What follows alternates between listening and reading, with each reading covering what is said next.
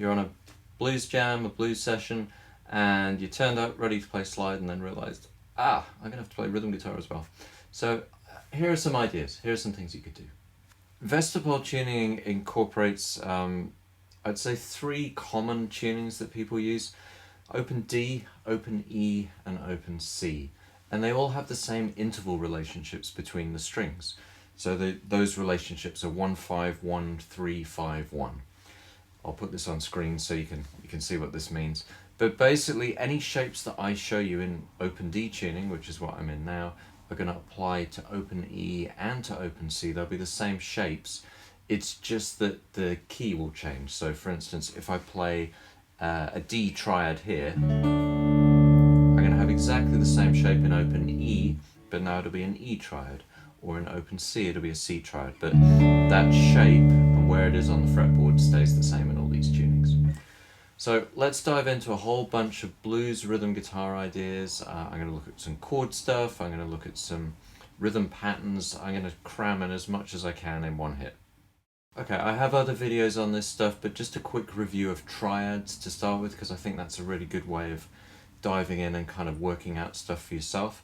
So I'm going to focus on strings 2, 3, and 4. I've got a D major triad here, just the root position one. The next one is the first inversion, it's up here. Second inversion. And then we go back to the root position at the 12th fret.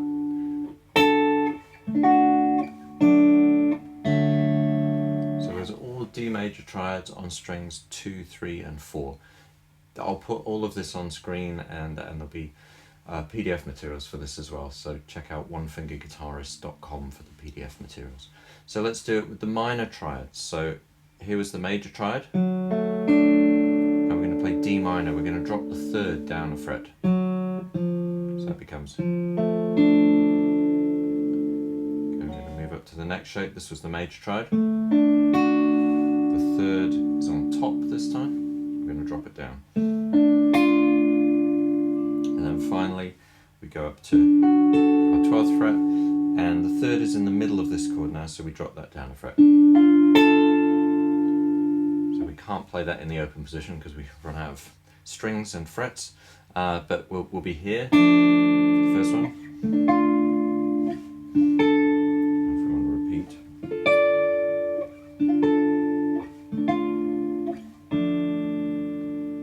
So those are major and minor triads in this tuning. So you can play rhythm guitar stuff using those. You know, those are some chord voicings that you can use. If you choose to, you can always put the low 6th string in as well as a bass note. So it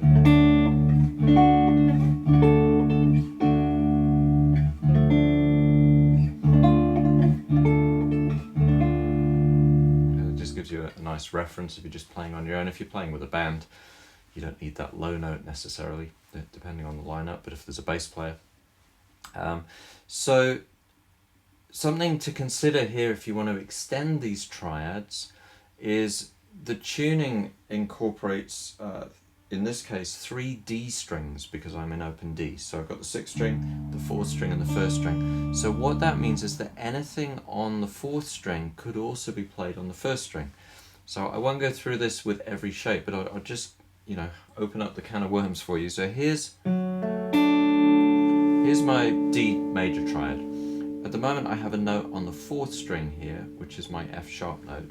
I'm going to just put that on the 1st string instead. So now, so there's my triad shape on the top 3 strings. It's the same notes, just in a different order. So the inversion changes. Now this is the 5th. So the lowest note being the 5th, so it's the 2nd inversion. And I can also work on spread voicings or open triads using a similar process. I can just take that note out. So now I get the 3rd in the bass, but on the 6th string. And then where it also gets fun is in this tuning, strings 5 and 2 are the same. So anything I had on string 2 could be on string 5. So it could be this.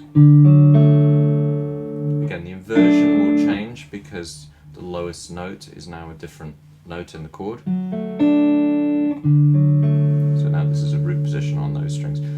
And then you could take this further, so you could take that root position and you could go, ah, but I've got my second finger on the 4th string, that could be on the 6th string, so now I've got, which is a beautiful inversion.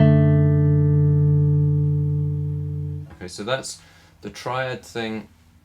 I'll probably do a more in-depth video on this, but just to kind of get you started on that, the basic idea is you take those 2, 3, and 4 string shapes and then start messing around with them by using the fact that strings 6, 4, and 1 are the same, and strings 5 and 2 are the same, so you can move notes around in it, and you know, you're going to end up with the same thing, which is a triad, and it'll apply to major or minor chords, but then you can expand your triad vocabulary hugely by doing that. So I'll leave you to figure that one out. The PDF materials, I'll put some more information in there for you as well.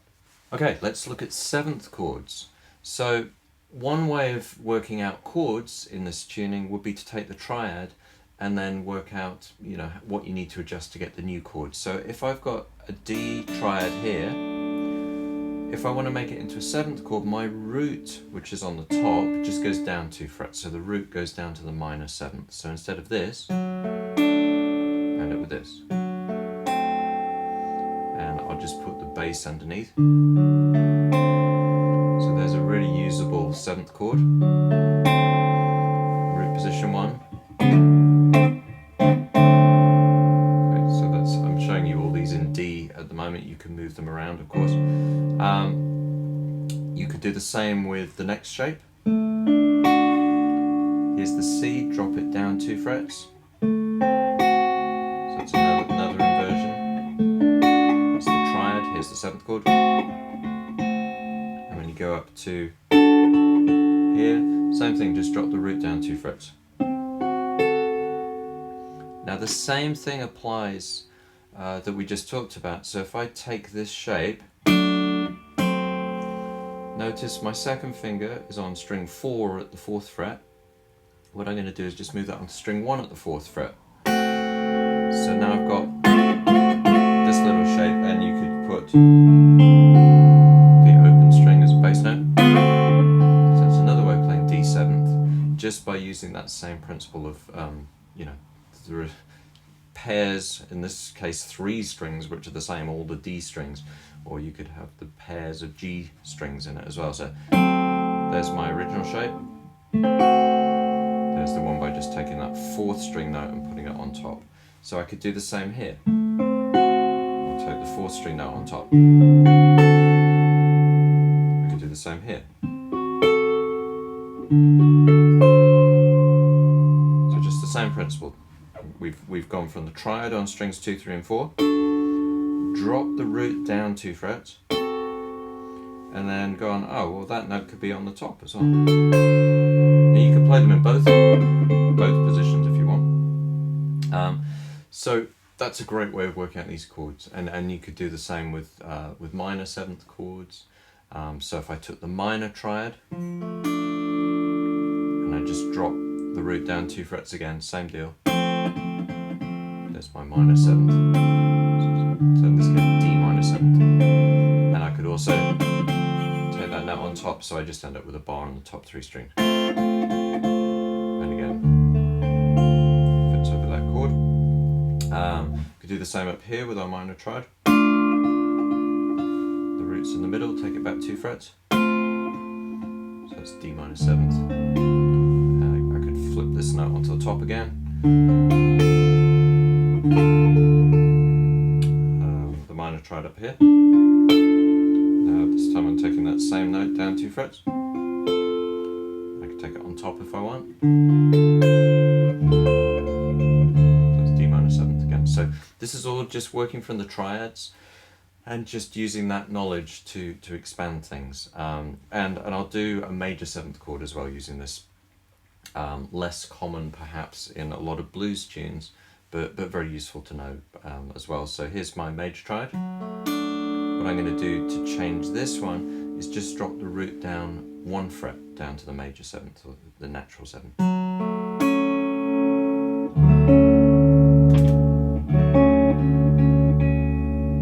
Okay, I'll do the same up here.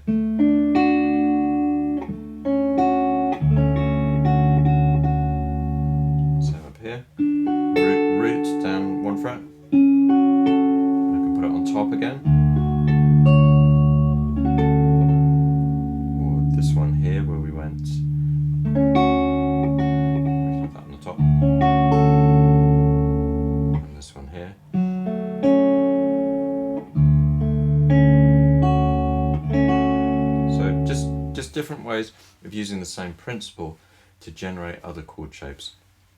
I'll show you some other 7th chords as well. So I mean, it's kind of using the same principle, but let's do it in G. So there's my G 7th chord, just 3 notes. It's quite a useful one, or you can add the 5th on top. Another one that I use quite a lot, I could do here, I'll do a D 7th chord. I like that one, and then again the same principle, I've got this high note up here, I can drop that down. I find that useful.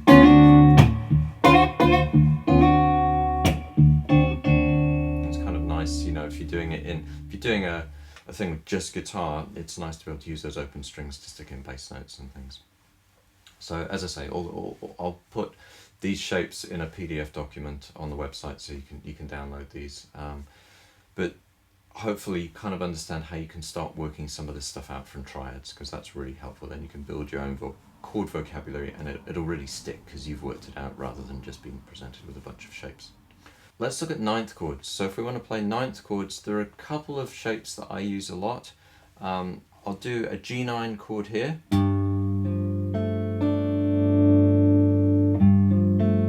So it's like the 7th chord shape. But what I do is I take the 3rd down to the 2nd.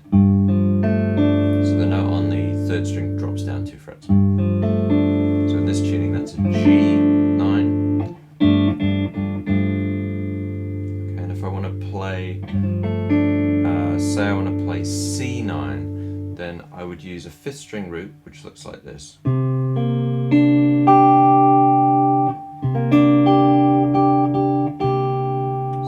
Within easy reach. So having those two shapes is super useful.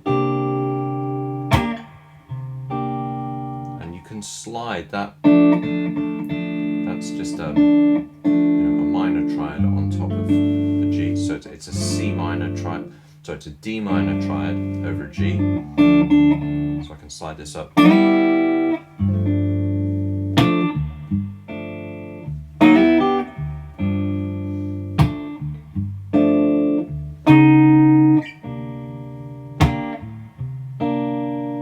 So that you can use them like you do, the kind of sliding thing that you do in standard tuning. You're just using the minor triad on top. Okay, so that's a couple of really useful 9th chords. So I'll just play through a blues using those. I'll do it in the key of G, just because I started there. So 3, 4.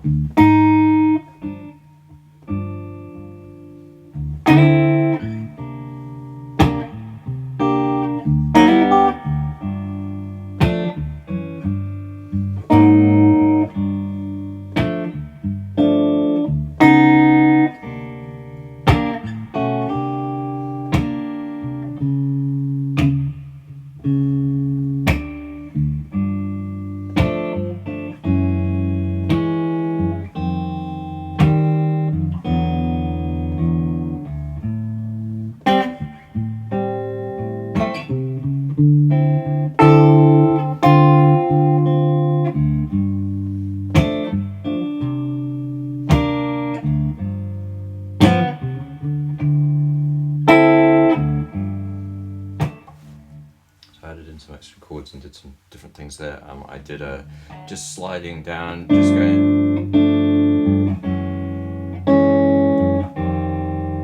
same shape every time, and then I went to a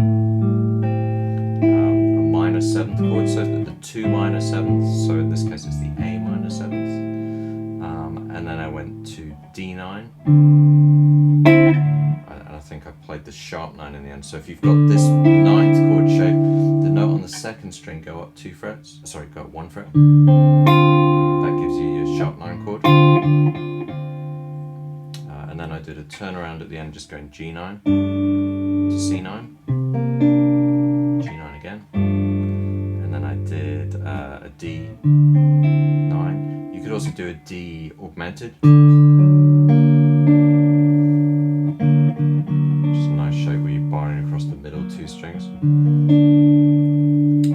just a way that you could use those ninth chords, say in a tune like Stormy Monday or something like that. Okay, so let's have a look at some rhythm guitar devices. So these are things that you know, incorporate chords or bits of chords, but you know, they're kind of rhythm guitar parts. So the first one to start with in this tuning, the old Chuck Berry type thing where you do this big stretch, is a little bit simpler because of the tuning. So if I were to play this in G, instead of doing this shape, what I'm going to do is this. So you don't have to do that big shape, you just do a bar and then you go up 2 frets. So and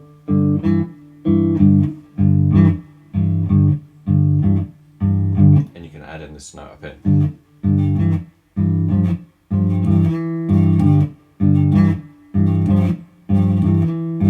So that makes it quite a little bit easier to do this kind of thing. If you've ever played in drop D tuning and tried to do power chords, it's exactly the same principle where you just bar across 2 strings.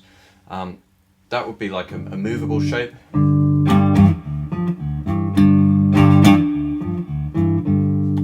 If you want to play it with open, in the open position, you've got, so you're down just, we're doing it in D now because I'm in open D, open strings, 2nd fret on the 5th string, 3rd fret on the 5th string, and you can add in a note on the 3rd string, so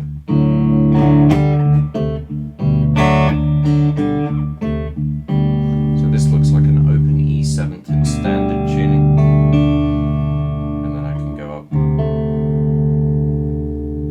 same frets on string, same frets on strings 3 and 5. So I might do,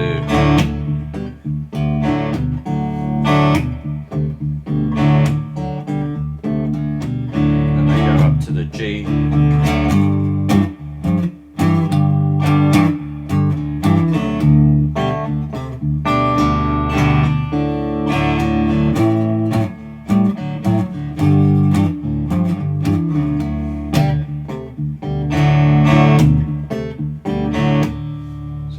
You know, a way of navigating that kind of, I always think of it as a Chuck Berry thing. I mean, I know there are lots of other, you know, Robert Johnson used it as well, but that shape is you know, quite adaptable to this tuning.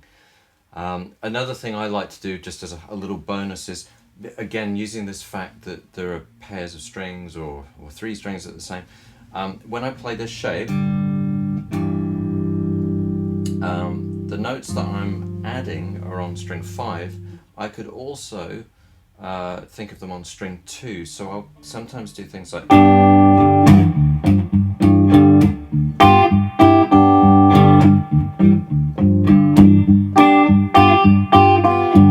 so basically I'm kind of playing an answer to that low version just by dropping onto the 2nd string and thinking about the same frets.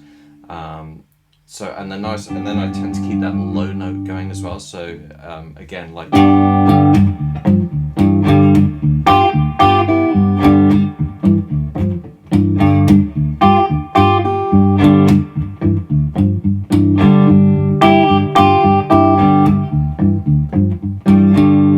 so that's just a little thing you can mess around. It, you know, it can just open up the sound a little bit, and you can have some fun with that.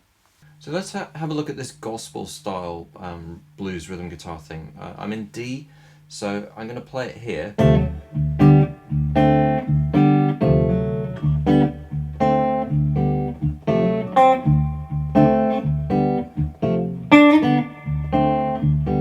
So what's happening here is, in standard tuning, what I'm playing would normally live on strings 2, 3 and 4, but it moves across to strings 3, 4 and 5 and onto different frets. But basically I'm barring at the 3rd fret, I'm using strings 3, 4 and 5, and then I hammer on into the 4th fret of string 4, and then I bar 5th fret, and I probably, yeah, there are various, you could do this, or you could do, move your 1st finger up, it's kind of up to you. But then that final one, you end up being on frets 5, 7 and 6. And again, you can play off the 6th string if you're doing it in this key. And then I'm just tucking in that note. You could actually use the open string.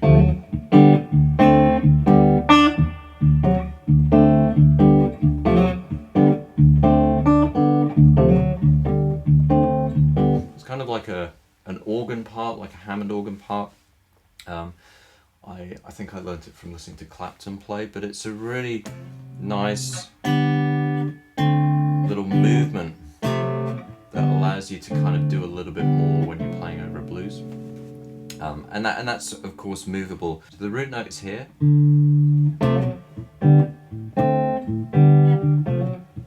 So the 4 chord would be here. And the 5 up here.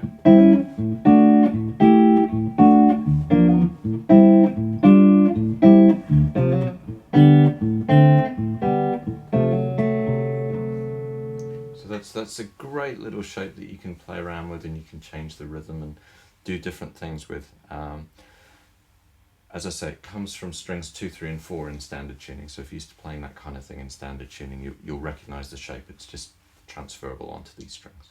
Yeah, so let's have a look at a turnaround idea. We're in D, we can move this little shape and then finish on the 5. So again, we can apply our little principle. What I'm playing is I'm playing on the D string here, so that note on the D string could be on the first string. And then you can put in the open second string.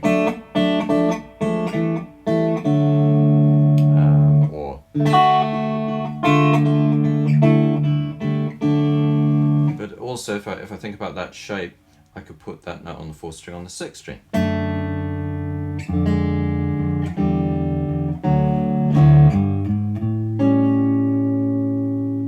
So it also works the other way around.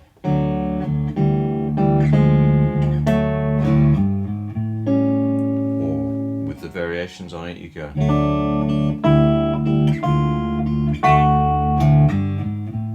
Or on the 6th string.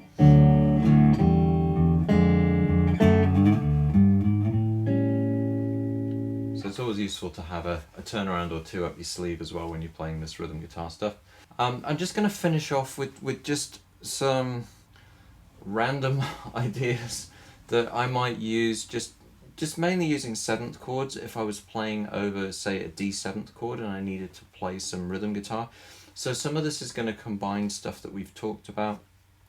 There might be the odd 1 or 2 things that sneak in that we haven't talked about, but I'm going to try and stick with that stuff just so you can hear how you might mix and match stuff together just to create your own kind of rhythm part. So I'm just going to play over a D7, so I'm thinking basically there's a D7th chord. I'm going to use this little shape here, which can also be played like that. And I don't know what else, I'll just dive in and have a go.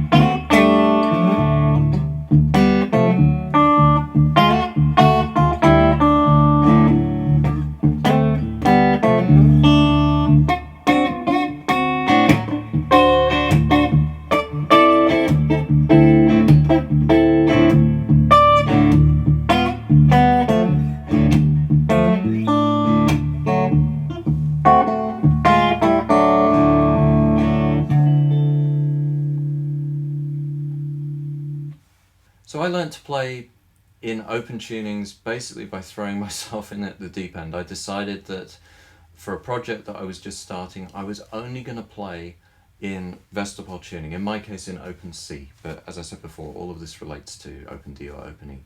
So what I decided is every tune I was going to learn it in this tuning, and then the scariest thing was once we started doing 3 or 4 hour gigs, I just took this guitar. I didn't take anything else. It was terrifying, but it was the best thing. I just had no choice. I had to sink or swim, and you know, sometimes I sank a little bit, but in general, I got this together very quickly just because I had to. So that's certainly an option. I'm not sure I'd recommend it, but it works. If you don't feel like doing that, then it's a case of just you know, just trying to put this stuff together. You're going to find if you play in standard tuning as well. I went through a period where I pretty much put standard tuning to one side, and then I really focused on this, and I got so comfortable with this that when I went back to standard tuning, I was confused with all these chord shapes I've been playing for 30 years. You know, I found myself like overthinking and doing double takes, because I just got so used to one tuning. Now I've done that for a few years. I'm reasonably happy again in both tunings, but it's hard, and it really makes your brain hurt for a little bit. So you just have to kind of decide how far you want to take this and what you want to do with that. I hope you enjoyed this lesson. I'm more than happy to do you know, further lessons on this topic. If you want to put something in the comments, I'm open to whatever I can help with here, really. If you enjoyed the video, please give it a thumbs up. Subscribe so that I can let you know when we're doing, you know, another video. But all this stuff really helps the channel and allows me to keep, you know, creating content, and just let me know what I can help you with. Happy sliding.